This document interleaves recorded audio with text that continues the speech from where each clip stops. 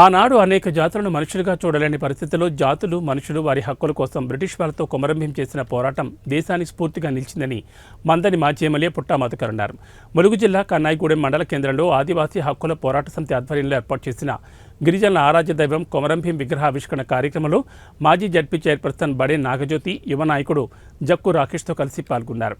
ఆదివాసీ హక్కుల కోసం జల్ జంగల్ జమీన్ అనే నినాదంతో కొమరంభీం పోరాటం చేశారని ఆయన గుర్తు చేశారు.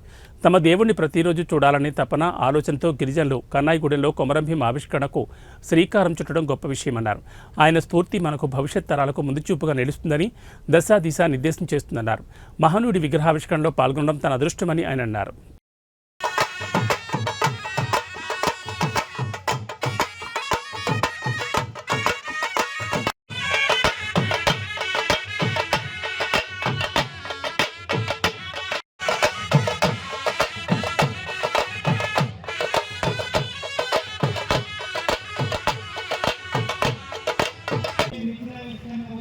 काकाच्या नजर